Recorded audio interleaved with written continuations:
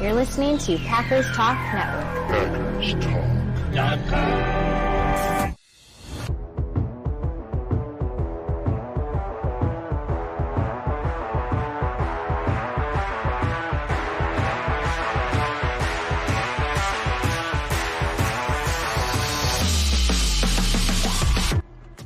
Welcome to the Packers Weekly Podcast, part of PackersTalk.com Network. I'm your host, Miles Teddick, joined by your co-host, Tim Hamilton. We are diehard Packers fans that love talking about the Pack. We're not getting into the national sports media talking points and all that nonsense. We're sticking with real football, diving into the top topics around the Pack every week, breaking down games during the season and sorting through all the drama and the rumors of the offseason. If y'all want to support the podcast, please spike that like button for us. Give us a follow on all these socials and subscribe to the Packers Talk YouTube channel. Those things help us out tremendously. We really, really appreciate it. And thank you to all the listeners and subscribers. We have a lot of fun with y'all every week. Tonight, getting into Titans reactions. Woo! Gonna have some fun with this one. Willis is 2-0. Getting into a showdown with the Vikings as well. Who thought this was going to be interesting in week 4? But first, a few words from Wisconsin's own Ticket King. For over 30 years, Ticket King has been providing Packers tickets to Packers fans. You can find them on the web at theticketking.com or visit their locations in Green Bay and Milwaukee. For direct links to specific Packers tickets, go to PackersTalk.com/tickets or browse their website at theticketking.com. Good evening, Tim. How you doing, sir? Good evening, Miles. I'm doing great. 2-0 with the backup quarterback. Maybe, hopefully, Jordan Love's coming back. I mean, what else could you want from Malik Willis, Matt LaFleur, and just the team overall, and then to win both the games with Jordan Love out? So feeling pretty good. What about you? Feeling great, man. Are you kidding me? 30-14 with the backup quarterback on the road. On the road, yep. Man, this is the stuff of Packer fan fantasy. Like, this wasn't real in the past.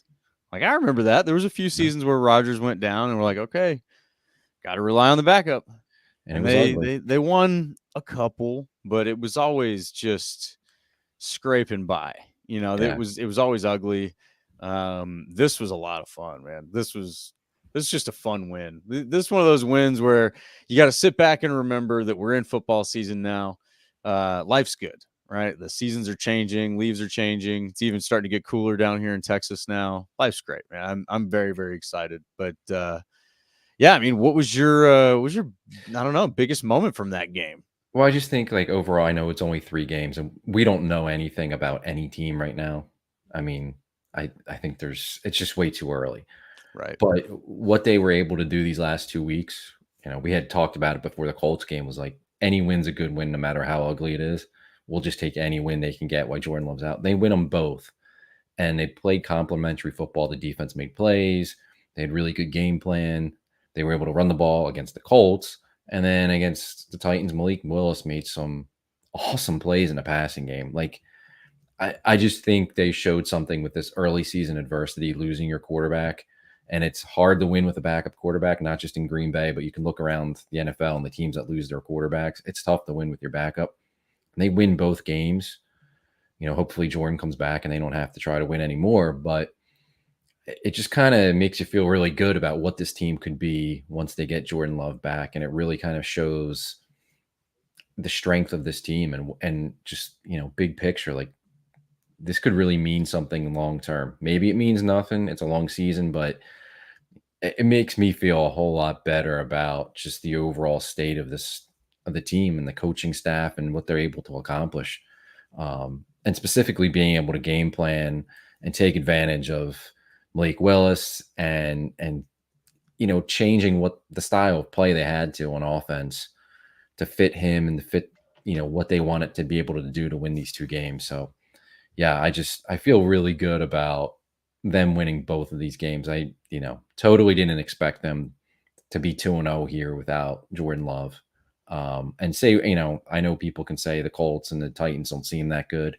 I don't care. It's the NFL, and, you know, teams win all the time. Like, you know, you see teams that you don't expect to win games all the time.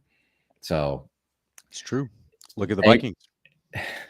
Any win, any win is a good win. And to do it with a backup quarterback who was only there for a couple of weeks before he got his first start, I mean, and he played really well too.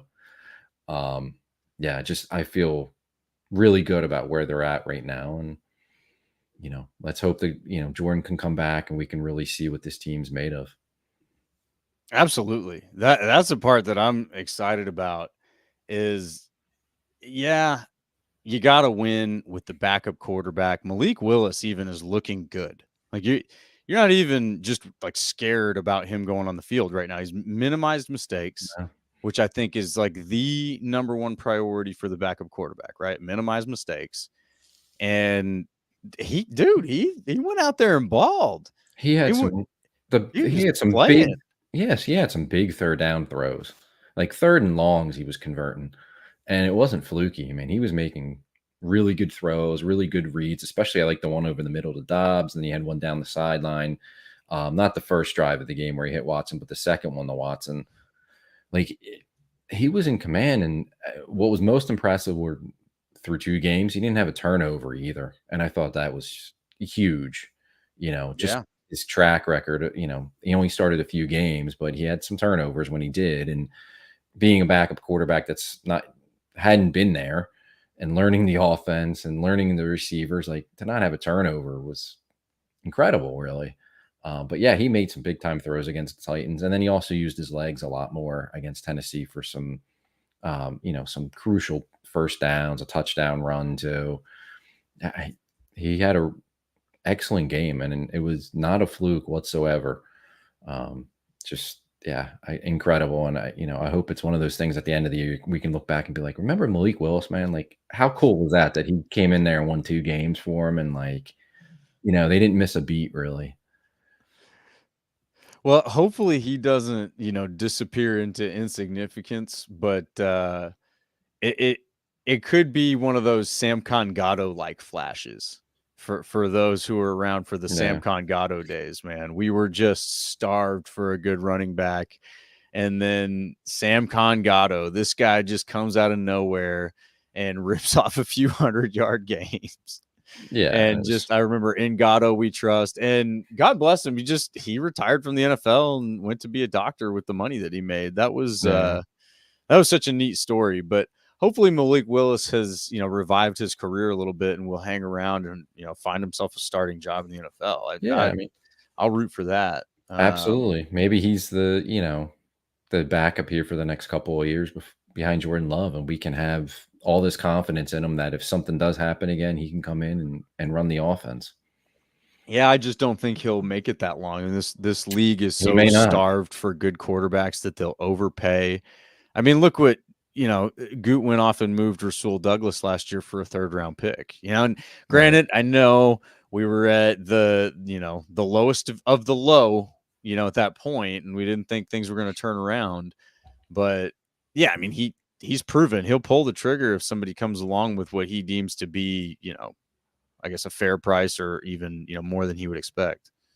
Yeah, and it's crazy to see him against the team that just traded him, and they picked Will Levis and Mason Rudolph, their backup, over Malik Willis. And we all saw what Will Levis looked like. Like, if you're comparing those two, Malik Willis looked way better.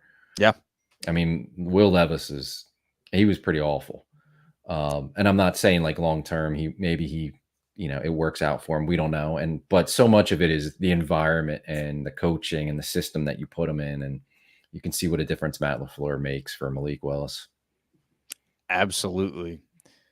And if you're a Titans fan, you got to be kind of sick to your stomach. Oh yeah. You're sitting here looking for a quarterback and you just had this guy who came in and whooped your butt to the tune of 30-14. Sheesh, man. That's a tough miss right there. Yep. Yeah. And you got to be, he's a 1st-year head coach in his 3rd game, but you got to be questioning Brian Callahan. You got to be questioning the GM there to get rid of him. Like, these guys know what they're doing, that they just got rit of this guy who lit us up, and Will Levis looks terrible. Oh, yeah. Doesn't look good. Nope. But credit to Goody too.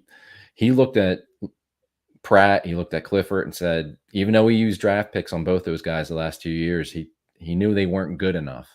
Mm-hmm. And he went out there and got Malik Willis.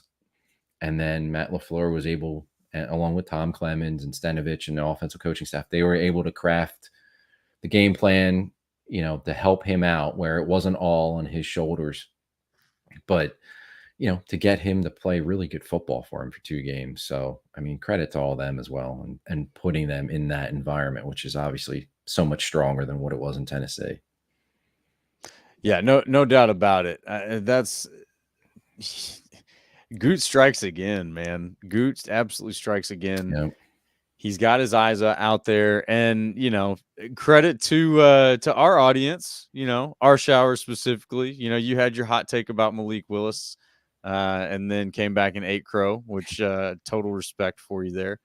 But I think most people, whether you were familiar with the Titans or not, most of us Packer fans or otherwise are sitting here going, I don't know, Malik Willis, like that's the one you went and got. Like there wasn't another one you were more excited about that maybe could have pulled off. And here we are once again going, all right, you got me.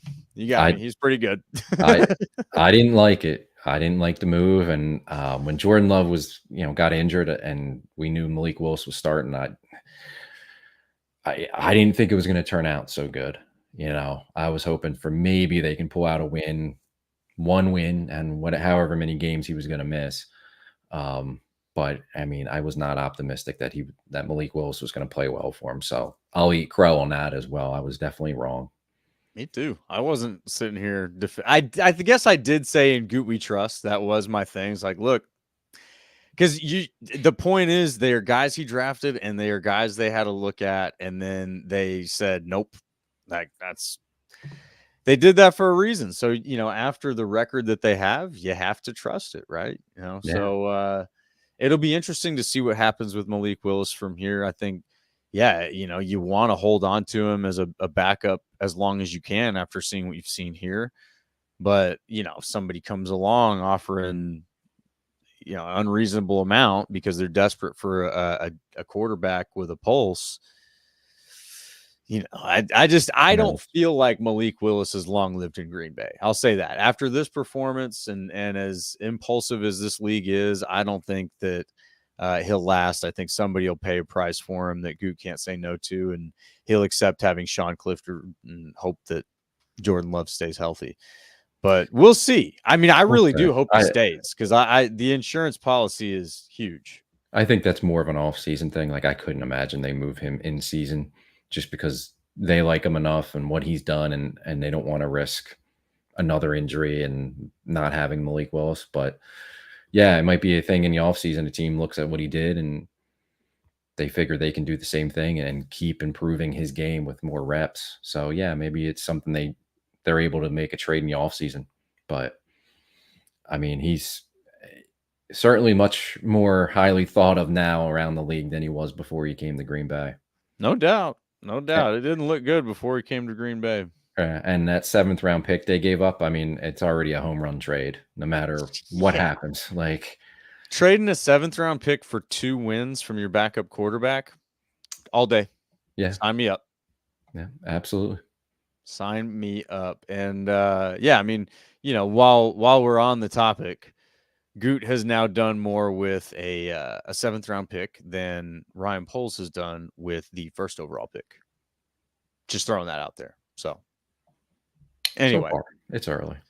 There's the red meat for the comments, but yeah, it's early. It's early, but I mean it's pretty bad at this point anyway. Caleb Williams, we'll have some fun talking about that later on. Hopefully a Bears fan will poke in and stoke the fire, but we don't need to worry about that right now. I was really excited, and what I'm most excited about all this, Malik Willis is really fun to watch. No doubt about it. No, not taking anything away from him.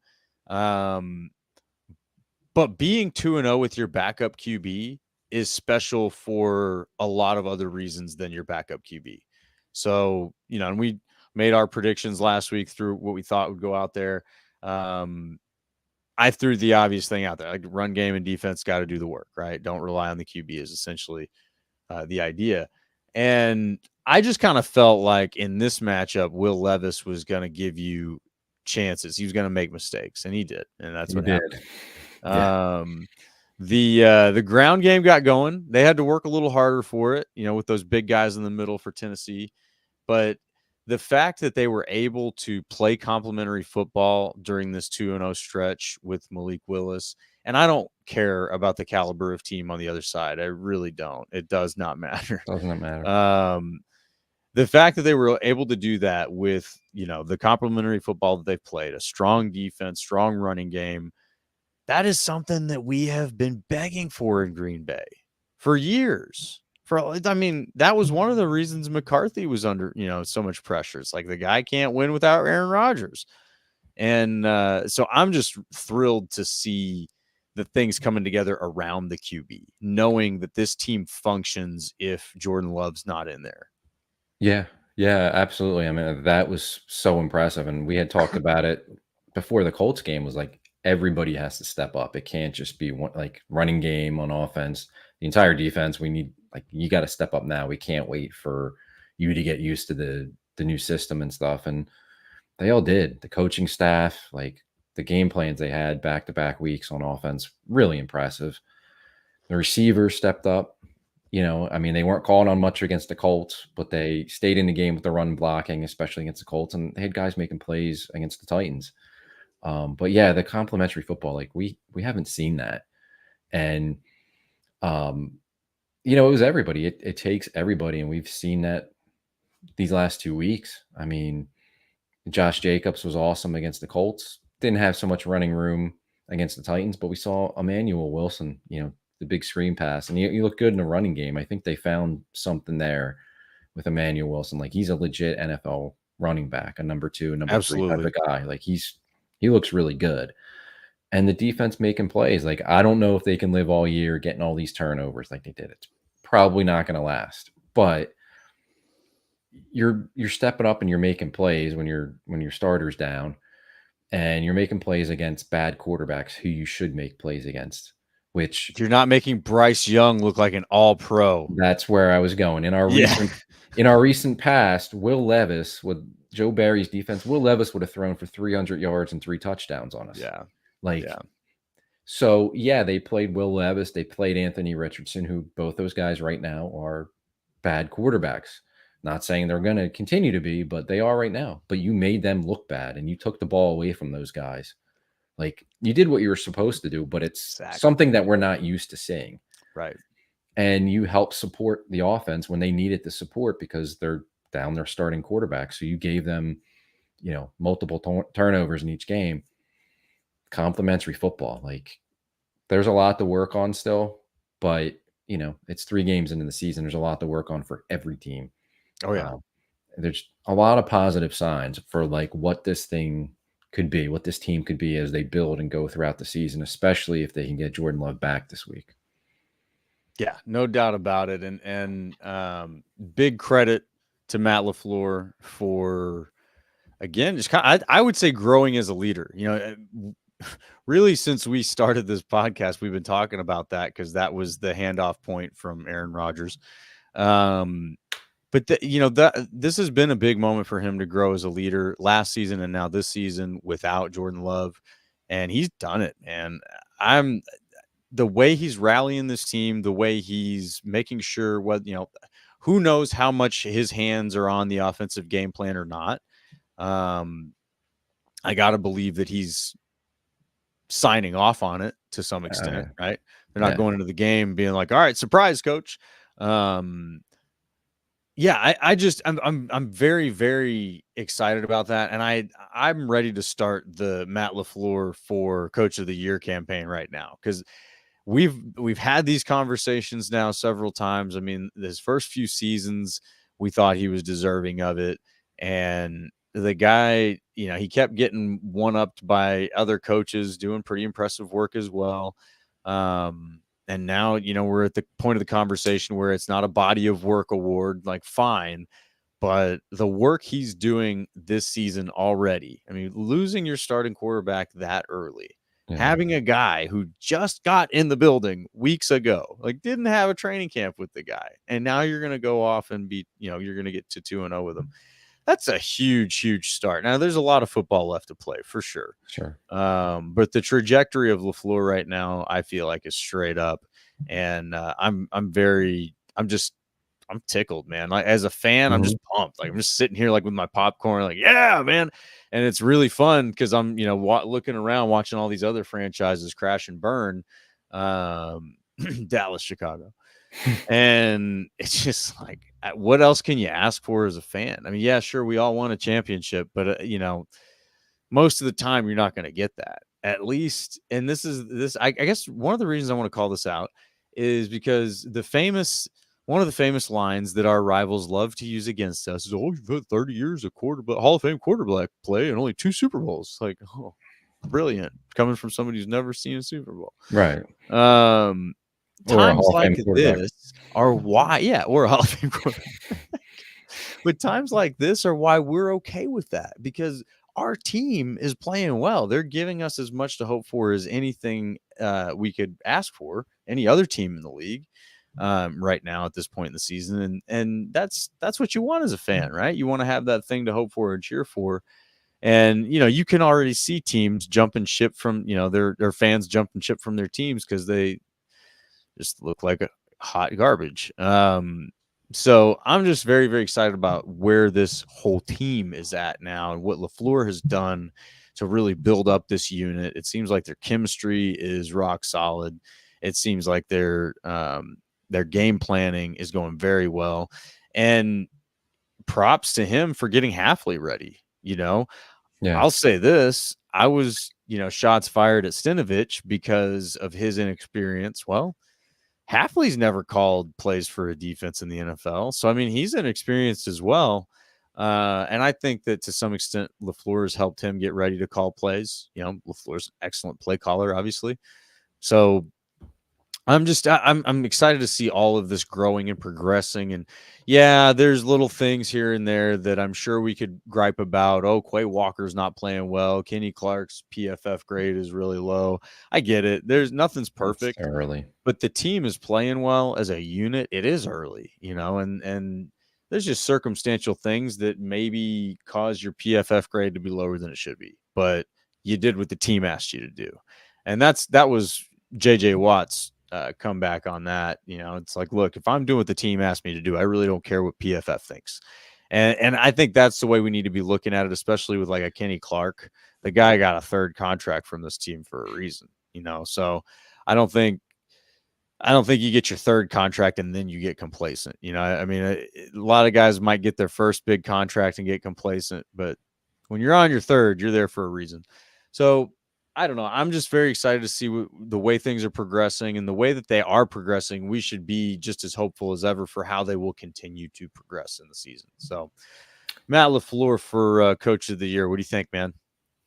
I'm with you. I mean, he should have already won it once or twice before, but he doesn't get the recognition for whatever reason. I know part of that was, well, he's got Aaron Rodgers. Well, look at how Aaron Rodgers was playing before Matt LaFleur got there. So he doesn't, you don't have that excuse anymore. So what is it? I guess he doesn't get noticed, or he doesn't pump himself up in the media like some of the other coaches do. Maybe he gets the recognition this year, maybe not. I'm kind of at the point where, like, I don't really care. I just know he's a really good head coach, and I'll take it. And I thought it was interesting today. Ben Fennell on X or Twitter had a screenshot. Great follow. If you don't follow Ben, you got to go follow him. Yeah. But he had a great screenshot of the offense, basically the offense, right before snap yesterday. And he points out that their starting tackles are both 3rd-day draft picks. The running back was Emmanuel Wilson, an undrafted free agent. The quarterback is, they just got him for a 7th-round pick 3 weeks ago. And Matt LaFleur makes it all work. Like, here's what we're giving you. You guys make it work. And not that those are guys are, I mean, Zach Tom's a stud. I mean, dude hasn't given up a pressure yet through 3 games in a season. Rasheed Walker, he's got to clean up the penalties. But other than that, he's played really well for them as far as pass protection goes. But, I mean, his point, I think, being like, he's not like out there with all these 1st-round picks all over the place, or, high priced free agents that they brought in on offense. It's Emmanuel Wilson, a 7th round Rasheed Walker, Zach Thomas was a 5th round pick, and then Malik Willis, who they just got at the end of August. But they go out there and they make it work, and they've won 2 straight games. So there you go. Look at what he was tasked with, and getting Malik Willis ready, and incorporating a game plan for him that could make it work these last 2 weeks. There's your you want some proof, he can do it. And if you needed any proof, he did it last year with Jordan Love and the youngest offense in football. Right. It might have taken some time, and it did. It took half a season, but look at how they clicked after that. And like I said before, you can go back to Aaron Rodgers' play in his MVP years.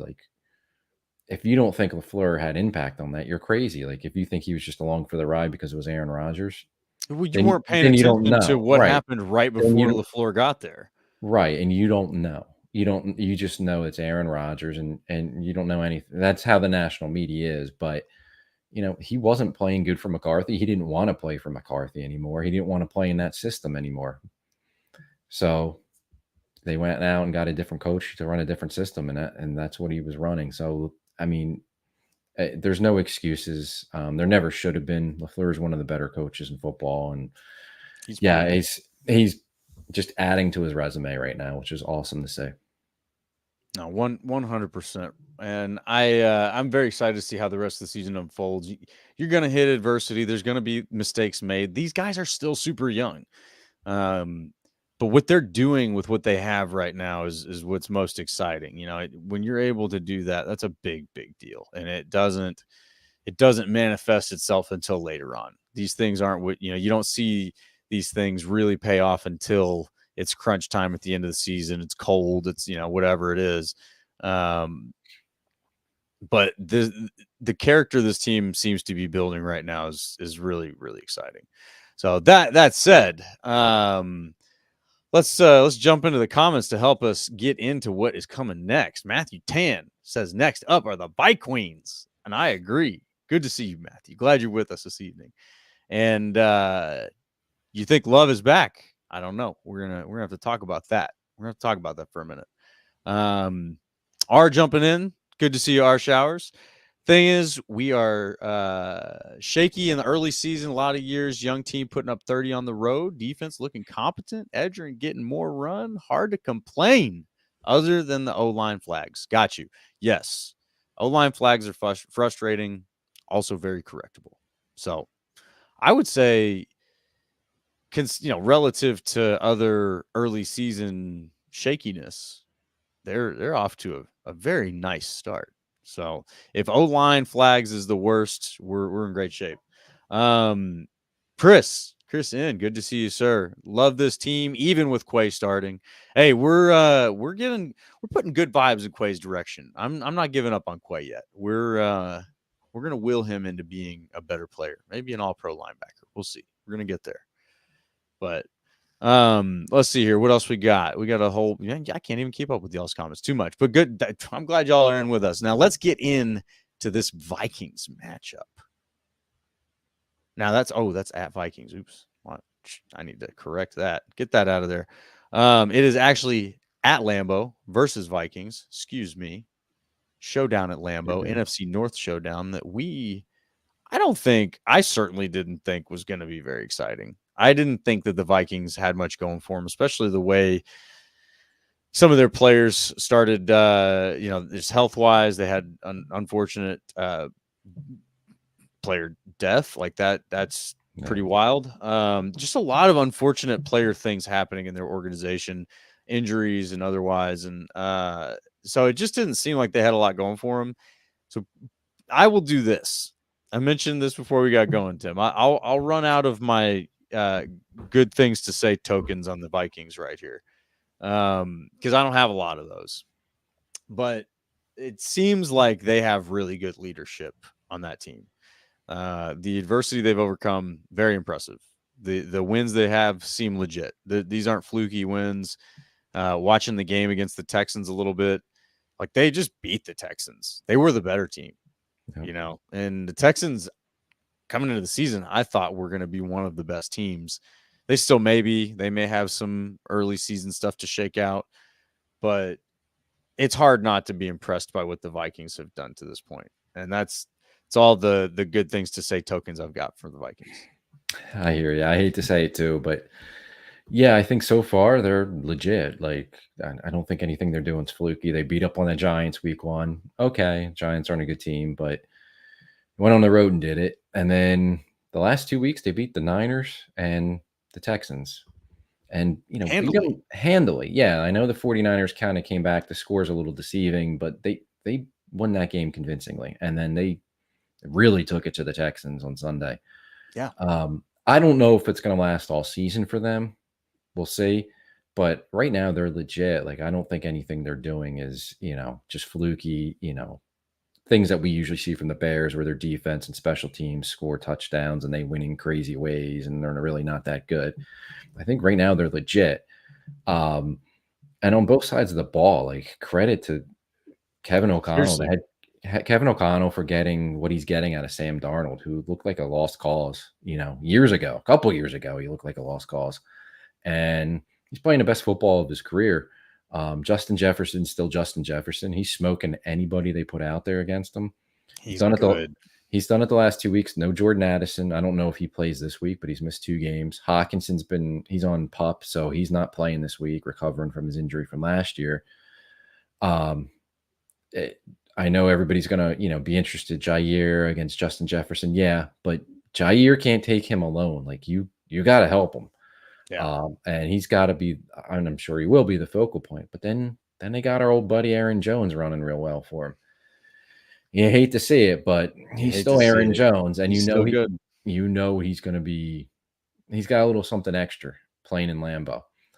And then defensively, like, their defense is Brian Flores and what he does there. It's crazy. They play defense unlike any team in football. They're pretty good. Yeah, they will blitz you. They will show you that they're bringing everybody and then drop out of it and just rush 3, but you won't know which 3 are coming. I mean, I was watching some of it against Houston, and I mean, they're bringing their edge rushers because of they're showing pressure. They're bringing their edge rusher. He's getting matched up on running backs and tight ends.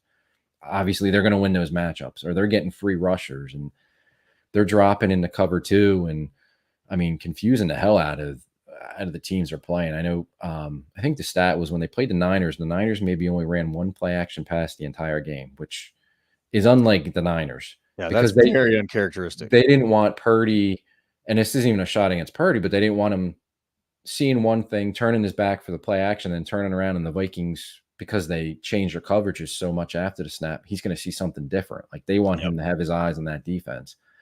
And he said their defense was crazy. Shanahan gave him a lot of credit for just the way they coach it. And I mean, he puts everybody at the line of scrimmage. They drop in the cover 2, and they're dropping guys. Linebackers are going all over the place. Their safeties. Harrison Smith is still Harrison Smith. He's been good for a long time. Yeah, and he always plays well against the Packers. Like, they're very good on defense. But I will say they were very good for most of last year too. And then down the stretch, they were showing some cracks, and then the Packers lit them up. That game in Minnesota at the end of last season. I mean, got big plays against them. They ran the ball on them. They were hitting things down the field. So maybe maybe the Packers kind of know what to expect, and they kind of have some of their blitzes. They kind of, figured out answers to what they're running. I think it's going to, Matt LaFleur saw him twice last year, so obviously that helps a ton. And if Jordan Love's back, that's going to help, because you're going to have to do so much pre-snap you're guessing a lot of times what they're doing, because they're showing you one thing and they're doing something completely different. Absolutely. So it just causes a lot of confusion for quarterbacks, a lot of hesitation. It screws up the blocking assignments for the offensive line. They get free rushers sometimes when they're rushing 3 guys, because you're sliding the line. You're expecting this guy's coming. No, this guy's coming, and he's coming free now. Yep. It's a lot to handle. So as good as Malik Willis has played, they need Jordan Love this week. Not saying they can't win again with Malik, because they could, but it would really help to have Jordan Love back there, because he's seen this defense, twice last season. He's more advanced as a passer than Malik Willis, and is reading things, reading schemes and coverages and stuff like that. This is a big Matt LaFleur, Jordan Love game plan. How do we attack these guys and continue to adjust to what they're going to be doing throughout the game? It's a tough one. I think you have if you can pick up their rush, their corners aren't that good. Stephon Gilmore is one of the guys. They signed him in August, and the last time we saw Stephon Gilmore, the Packers receivers were torching him with the Cowboys in the playoff game. That was fun. Yeah, I don't think they're that good at corner, but they get helped out a lot because of all the things they do on defense, so they're not leaving those corners exposed much. And then I think defensively for the Packers, where they have their advantage, the interior of the offensive line for the Vikings isn't very good, and this is usually a team that Kenny Clark eats up. He usually kills Garrett Bradbury, the center. So I think those are the kind of the matchups where they can really expose them, is that interior offensive line, getting a pass rush. Devontae Wyatt, who was really good against the Titans. He's starting to come on. Yeah, he is. He's turning into a player, which is awesome to see. And then if you can pick up their blitzes and the pass rushers, I think there's some plays to be made against the corners, because it is a high risk, high reward kind of defense. So you can make some plays down the field. But I think those are, the two areas as far as exposing their corners and exposing their interior offensive line, where the Packers could really have a big advantage on them. But what do you think, having, you said you saw a lot of the game against the Texans, but what are you seeing as far as how they're playing? Well, I mean, Brian Flores is a great defensive coordinator. Let's not overlook that. And he probably should be a head coach. I don't know what went down in Miami. That all seemed kind of weird. Mm-hmm. But yeah, he's a great defensive coordinator, and he's got good players over there, and it's not, it's not always the same guys, right? Like they've definitely put some new bodies over there, but Harrison Smith running things, like they're going to be good at certain things. And that's, they were just very physical with the Texans. The Texans looked like they were uncomfortable the entire game. Stroud was trying to get stuff going, and he couldn't. He was just always running around. They dictated the terms. I will say, the Packers being more familiar with the team, with the players, I do think that this is a more even matchup, the Packers and the Vikings, than what the Vikings have had so far. And the Giants aren't very good. A crippled 49ers team, okay, you beat the crap out of the Texans. It's nice.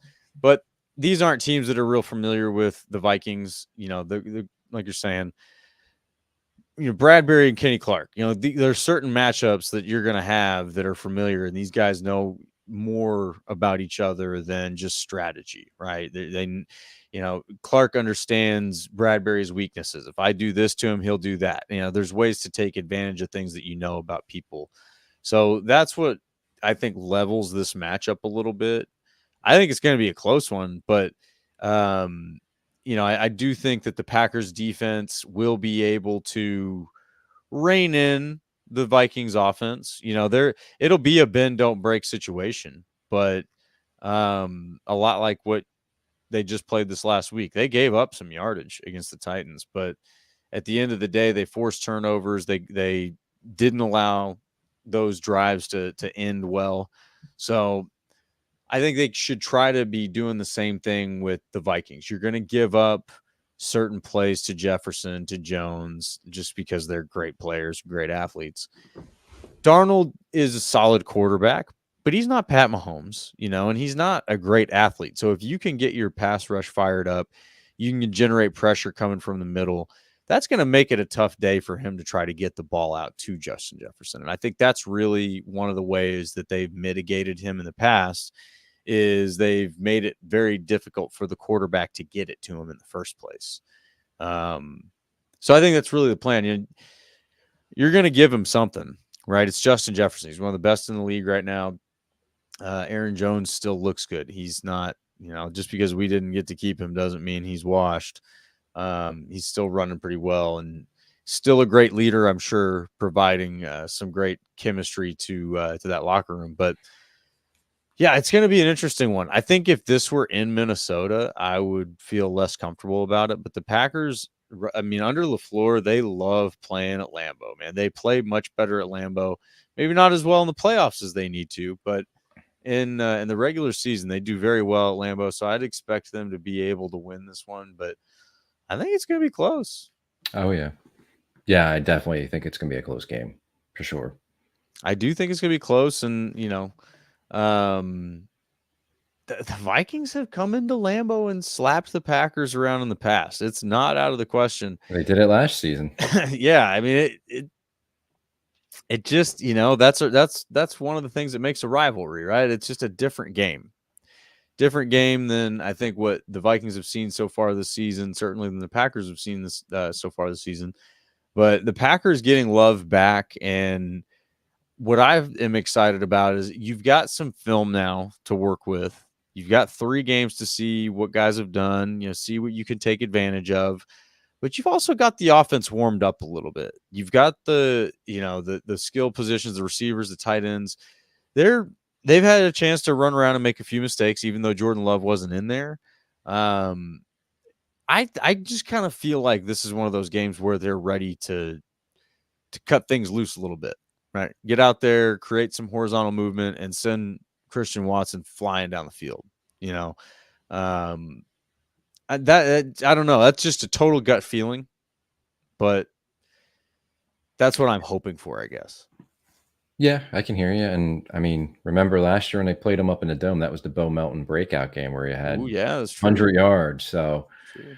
Oh, no. I mean, yeah, Bono and Jaden Reed had, I think he scored 2 touchdowns in that game too, but he had a big game. Yeah,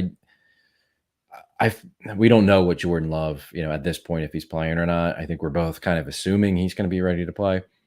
And I think that's going to be huge, whether he plays or not. I think that's probably the determining factor. But I think it's, like you're saying, it's going to be a close game. But and you mentioned something. Jair can't take Jefferson on his own. McKinney is such a difference maker. Yes. Yep. That's a big difference. When you've got that guy behind your corners, you can do a lot more to stop a Justin Jefferson. You're not going to stop him entirely, but you can make his day hell. You can make it very, very difficult on him to get going. I think they have the tools to go out and win this game, and it's funny speaking like that after the way, again, we started the season. I would have assumed, the Packers are going to go win this one by multiple scores because the Vikings suck. But the Vikings don't suck. Got to admit that. They don't. I will say another thing, flipping to the other side of the ball, at least from my perspective, on the offensive side, seeing what we saw, the movement specifically from the offensive line against the Titans, you gotta love that, man. Like seeing Ryan get up and moving down the field, seeing Myers get up and moving down the field. Tom's obviously playing well, like he has been. No surprises there. These guys getting moving is fun. That's really fun. That's not something that all O lines are going to be able to do. One, they're not going to have the coordination to do it. But 2, they're not going to have the athletes to do it. That's the kind of stuff that opens up the screen game. And I know Packers fans have been thirsty for some screen game. And I think we're going to get some screen game. Well, they got one yesterday, that Manuel Wilson touchdown. That was sweet. But it's just the weapons that you have, you Jaden Reed, all the receivers, you get them a screen with a few blocks in open space, they're gone. You know what I mean? Right. And like you're saying, the offensive linemen, they got athletic, but that's why the Packers bring these guys in, draft them, the guys with athletic ability. You can see him move in space. I mean, Zach Tom, it's really cool to watch him out space. And Rasheed Walker too, man, for a big left tackle like Rasheed Walker, he can move. He can move. So yeah, that's why they draft these guys, and that's why they like the athletic ability. All over the field, but even at offensive line. No, absolutely. Those are the reasons why I would sit here and say, like, I don't know what the Vegas odds are. I would imagine the Vikings might be a close favorite in this game just because they have had such a hot start. The Packers, you're not sure if Jordan Love will be back or not. but yeah, I lean, and again, this is Homer talk too. Obviously, that's why we're all here. Look at the, what we're wearing and all that. But yeah, I just trying to be realistic. I definitely see this game as being very winnable for the Packers in a lot of different ways. But there's still a lot that they may have concealed and kind of held back until this week. Well, I mean, That's one thing that it feels like to me anyway. yeah, and I don't think the last 2 weeks you've seen what their offense, I think a lot of what they've done the last 2 weeks has been special because of the change at quarterback, right? Like, especially the Colts game. Some things in that game, I probably were new to the offense or newer to the offense Absolutely. from Malik Willis. So if it is Jordan Love this week, it's, there's definitely going to be some carryover from the last 2 games, but there's also going to be some new stuff that they probably haven't run, or at least, they haven't run since the Philly game, just because Jordan hasn't been in there. Yeah, and that's my thought. Is there stuff that they haven't been able to do because he's not there? And I think that we've also seen, I'm not specifically sure what it is, but we've just seen that like last season, and I would even say some of the season before in Rodgers last season, that it took some time for them to get it going. Like some of this horizontal movement that they do, just some of these concepts that they throw in there to mix up and confuse a defense. It takes time for them to get those worked in. So I think each week we see a little bit more, and especially if we can get Jordan Love in there. Now, he was practicing all last week, so that's what gives me a little bit more hope that he is in there this week. Yeah. It sounded like there was a possibility for him to play against the Titans. It makes me think that if that was a playoff game, he probably plays. Yeah, I definitely think so. So that's why I think this week, this should be considered more of a playoff game than the Titans, at least. It's a division game, big playoff implications all the time in division games, unless you're out of the playoffs. But yeah, so I would expect him back, and I would expect them to show some things that you haven't seen yet. I think getting the tight ends a little bit more involved than they have. Musgrave has been a ghost. I don't know what happened to him. They just haven't used him. I don't know if they can or what's going on there. Yeah, I I mean, don't think that'll be long lived. I mean, I think that he no. will get involved. He will, and I think Tucker Kraft is definitely tight end one, and that's fine because he's a really good player. He is really good.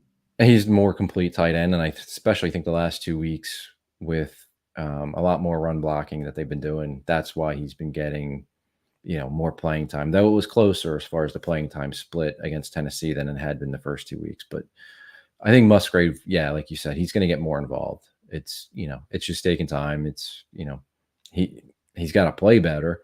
But I think it's going to happen at some point. Yeah, I do too, and it just almost seems kind of inevitable, and the way that it happened last season too. You get these receivers flying around, and the defense picking their poison. Eventually, Musgrave is just going to be flying wide open, right? You're going to hit him like you did last year against the Cowboys and some other situations where he wasn't able to finish. But so I do expect him to get more involved. But I just expect probably a little bit more of a complex offense with Jordan Love. And good question here from our Showers. Do you want a rusty 75% Love or roll Willis and let Love mend a bit more? Here's the problem with that. I felt that way last week. I felt that way against the Titans. This is the Vikings, and this is the Vikings at Lambeau. Like, I want Love. Yeah, and I don't think so he probably will be a little bit rusty, but the fact that he practiced last week, he's going to practice this week. Like, he's not just coming in on Sunday after not practicing all week. Right. Then you're rusty. Like, he's getting those reps. And if he's going to start this week, I'm pretty sure they're going to know about it. We're talking here on Monday night. They probably already know, or they're going to know by Wednesday when practice starts. We won't know. They're going to keep it a secret as long as they possibly can, I'm sure. But he'll be getting all those reps throughout the week too. So, yeah, there's probably going to be some early rustiness, but I don't know if it's going to be that bad. The other point in ours question was 75%. If he's 75%, I'm not sure the doctors clear him to play. Yeah, that's probably true. right? Like he's not going to be 100%. I'm not saying he's going to be, but like if he's just 75% Jordan Love for a week 4 game, I don't think the doctors probably let him come on the field. Yeah, they're pretty conservative. So that's a good point. That I don't think so either. I don't know where that threshold would be. I would probably think it's more than 90%, but Yeah. yeah, that's a good point. I don't think that would be, but again, this is the Vikings, right? Like again, last week was an AFC team, right? That's something that is far less consequential to the playoff picture than the Vikings, a division rival. So that's why I think like that's where you do lean and say, now give me Love, even if he's less than 100% and has some rust to kick off. Let's assume, yeah, give me that guy because in the second half, rust will be gone. He'll know physically what his limitations are, and I trust his mind to be more of a weapon. We've talked about that a little bit, how the quarterback's mind can become a weapon on the field. I trust his mind to be more of a weapon on the field than Malik Willis's. And in a game like this, that can be a massive advantage for the play caller.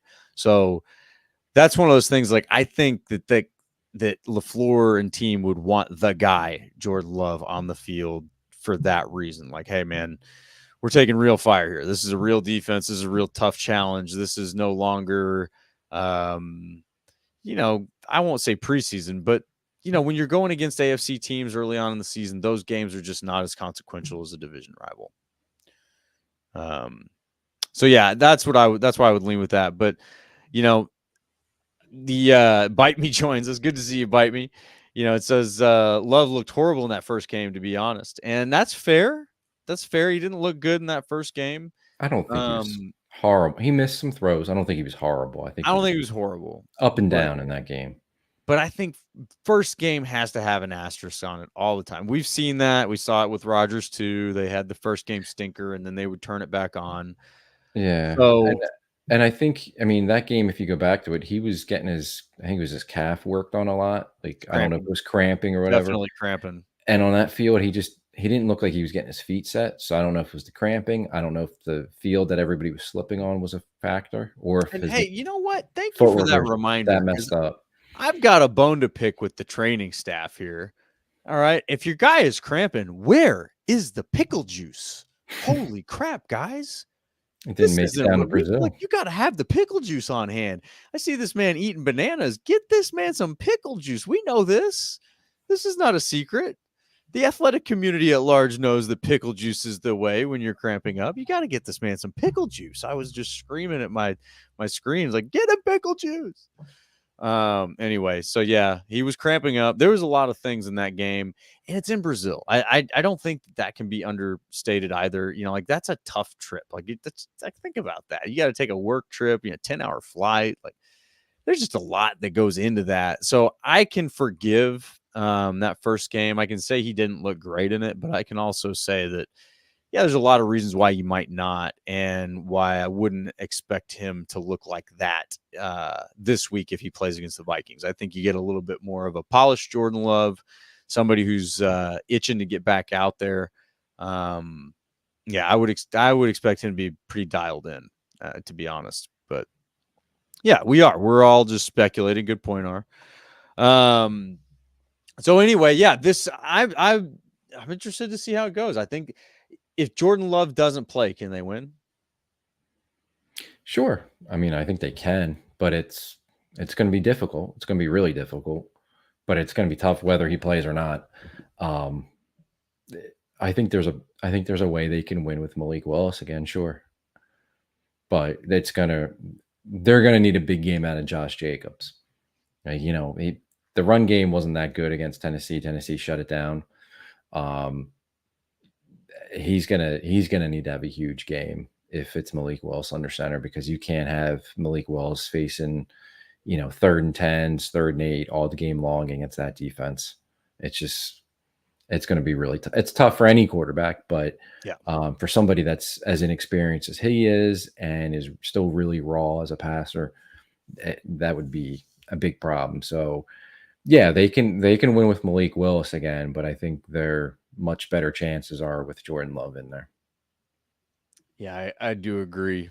I obviously agree. I mean, they're definitely better with Jordan Love, but I don't know if I agree that I don't think they win if Malik Willis starts.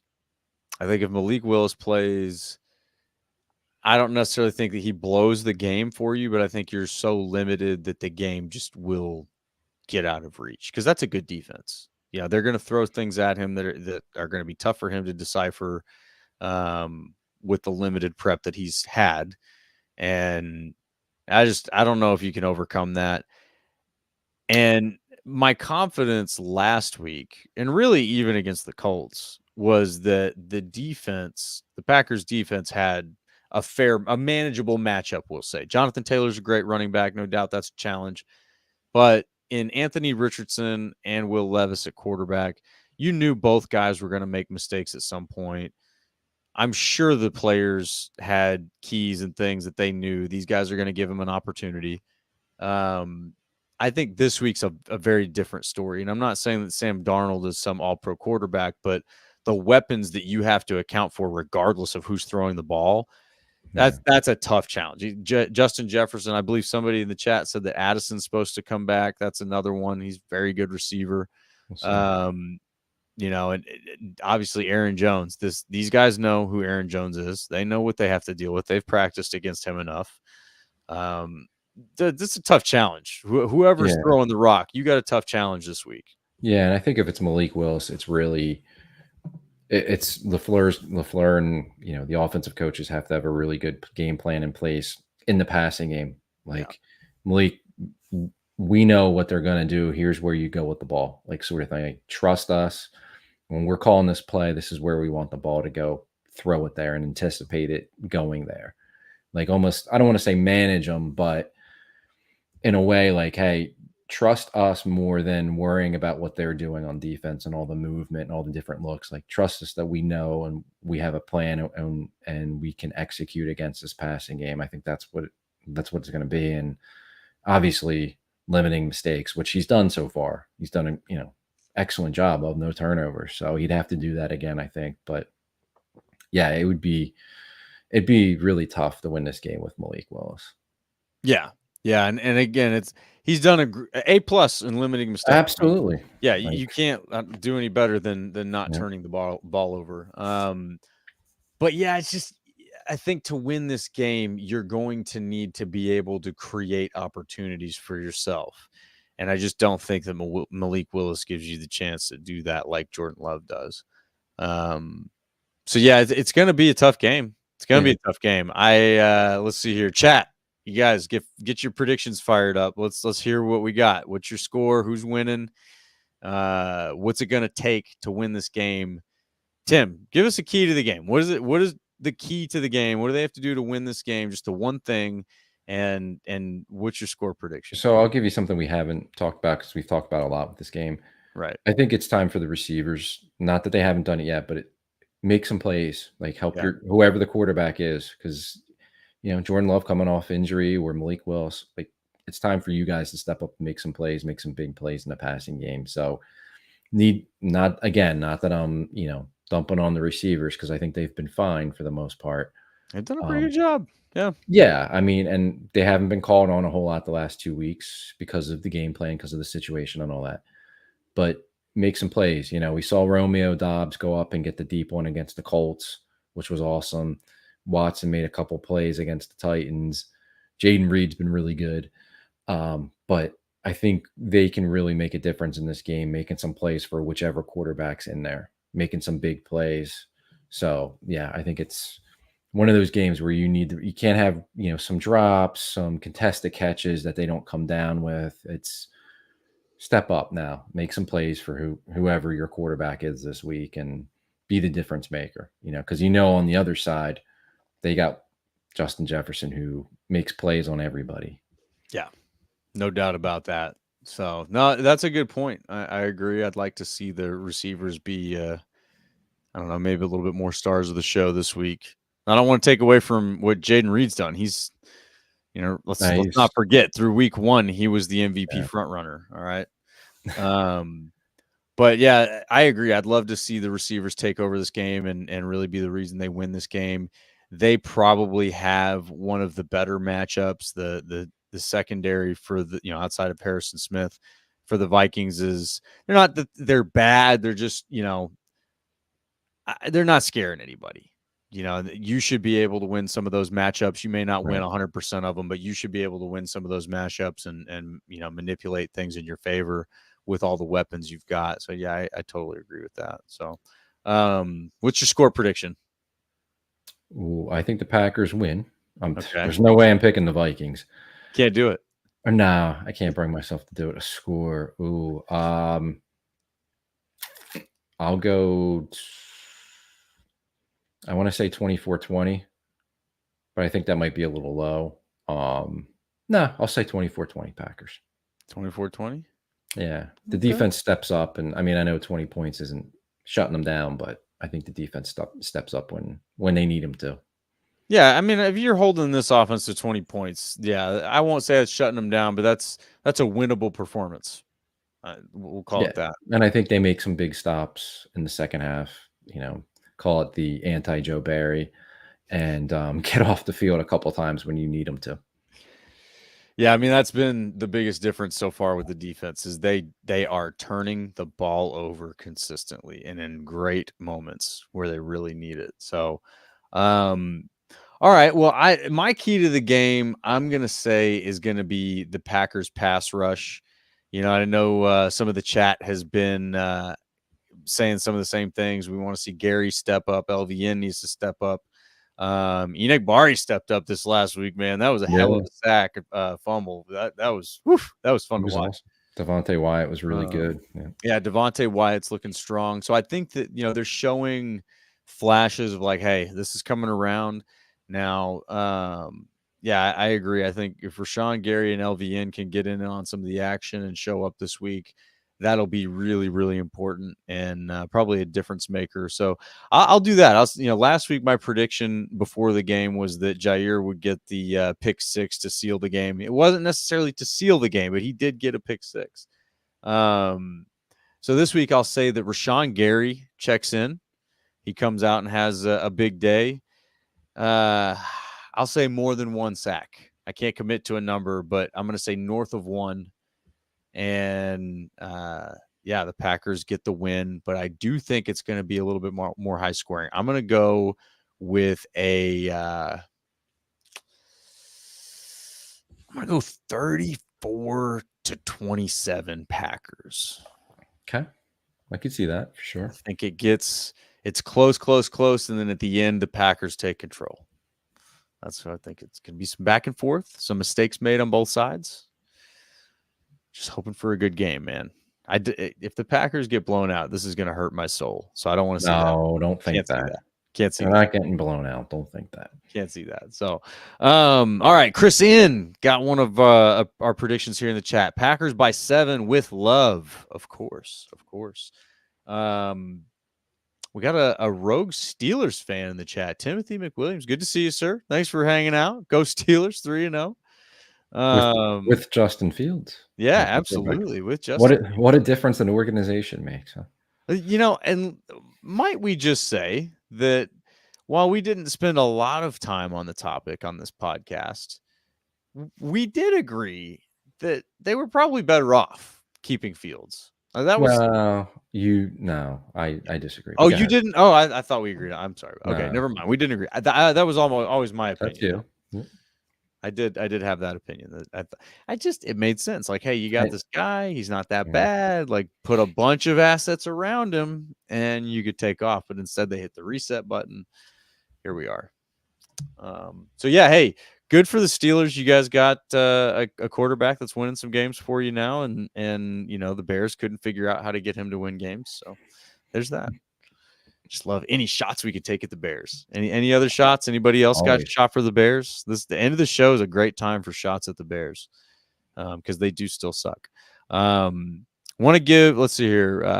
Our Showers has a great call, Tim, right in there somewhere. So he agrees with you on your prediction. Okay, and then Any rogue shots for you, Tim? You never seem to have anything personal to say about the Bears. They still suck. I mean, that's the Okay. yeah. I'll just point out too. I don't know if this is a shot, but I mean it is. They played the Colts, who they of course lost to. The same Colts team that the Packers ran for what, like 250 on or whatever it was, who in week 1 gave up over 200 to the Texans, and then the Bears couldn't run on them. I think they ran for I don't even remember what the final, well under 100 yards, and Caleb Williams put the ball in the air 50 sometimes against a team that had given up over 400 yards rushing through 2 games. Yeah, I guess, they went out and got all those receivers, but they don't have an offensive line. Things are going great down there. And they already hate the brand new offensive coordinator. They already hate him. Well, and again, this was one, and I had this question for Bears fans, and you guys are just the eternal optimists. I'll give you that. I had this question. This guy apparently didn't do so well with the situation in Seattle, and you guys think that he's just going to come in and be the answer for a rookie quarterback. I don't see it. I don't see it. No. And, it would be, you got to build the offensive line to protect the kid, especially when he's a quarterback that wants to hold on to the ball and be Superman when he drops back to pass. Like, you better have an offensive line to let him do that. And they don't. Oh, and the other thing is Keenan Allen, who I really like as a receiver, but he gets hurt all the time. He's now missed 2 straight games because he's hurt. All the time. Yeah, all the time. He's good when he plays. He just doesn't play that much. Right. Yeah. No, it's interesting how predictable these things are, and Bears fans just never seem to see them coming. Yeah, that off-season championship seems like it was so long ago. My favorite tweet was, why even argue with Bears fans anymore when you could just wait? Yeah. Just wait until they play the games. Just wait. And we got our showers in there in the comments. Why isn't Magic, Don Mikowski, the honorary captain every Bears home game? That would be great. I agree. I'm all for it. Instant replay game. I vote aye. Mm-hmm. Absolutely. Well, we got a fun game here coming this week against the Vikings. Hopefully we can get to 3-1, get us a rival win, division win, another nice step in the journey here. But either way, we will be back next week on Monday at 9:30. Monday, right? Monday. Yeah. Okay, because I know the Packers play on Monday night eventually somewhere. We should probably. Yeah, a little down the way though. Is it okay? So, yeah, it's a Sunday game next week. Yep. Okay, cool. Yeah, so we've all right. Yeah, Sunday, 8 a.m. game. Oh no, sorry, I'm on the Viking schedule. I got to stop doing this. All right. Anyway, yeah, we'll be back Monday night next week, 9:30, going over a Vikings win or a Packers win over the Vikings. I should say. Careful. I gotta be careful with my words, how we're speaking here. We're gonna go a Packers win over the Vikings. We're gonna be celebrating right here next Monday, 9:30. Come hang out with us, y'all. If y'all want to support the show, we would greatly appreciate it. Just spike that like button for us. We know you like it. Come on, just hit it. A little click, give it to us. Go follow us, subscribe to the Packers Talk YouTube channel. That one means a lot. And ultimately, make sure you're tuning in for the Packers this weekend and coming back here next week so that we can talk about it and see what's coming up next. But we certainly appreciate y'all, and we'll see y'all next week. Go Pack!